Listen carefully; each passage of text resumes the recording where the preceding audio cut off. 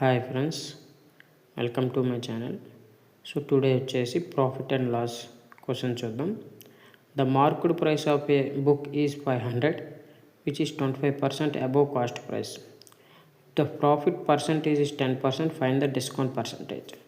ఇక్కడ మీకు తెలియాల్సింది cost price అంటే ఏంటి, మార్కెట్ ప్రైస్ అంటే ఏంటి, సెల్లింగ్ ప్రైస్ అంటే ఏంటి.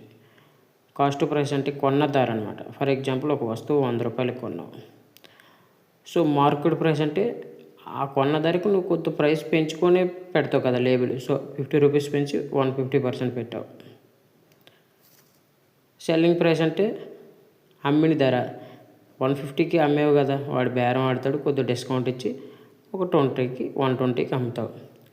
అంటే ఇక్కడ మీకు తెలియాల్సింది మార్కెట్ ప్రైస్ వచ్చేసి కాస్ట్ ప్రైస్ మీద చూడాలి, సెల్లింగ్ ప్రైస్ వచ్చేసి మార్కెట్ ప్రైస్ మీద చూడాలి. ప్రాఫిట్ వచ్చేసి మళ్ళీ కాస్ట్ ప్రైస్కి సెల్లింగ్ ప్రైస్కి. ప్రాఫిట్ ఎంత వచ్చినట్టు, 20 రూపీస్ వచ్చినట్టు. అంటే selling price minus cost price equal to profit. ఓకేనా.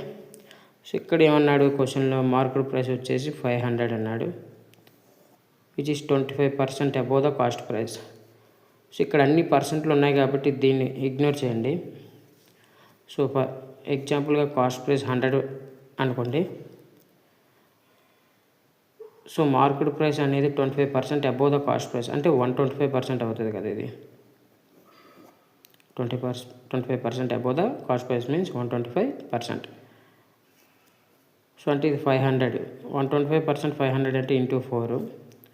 సో 100 అంటే ఇంటూ 4. సో 400 కాస్ట్ ప్రైస్ అవుతుంది. ఓకేనా. The profit percentage 10%. ప్రాఫిట్ ఎప్పుడు మనం కాస్ట్ ప్రైస్ మీద చూడాలి. 10% అంటే 440 అవుతుంది. ఓకేనా. So fine the discount percent. Discount ఇప్పుడు మార్కెట్ ప్రైస్ మీద కదా, చెప్పా కదా.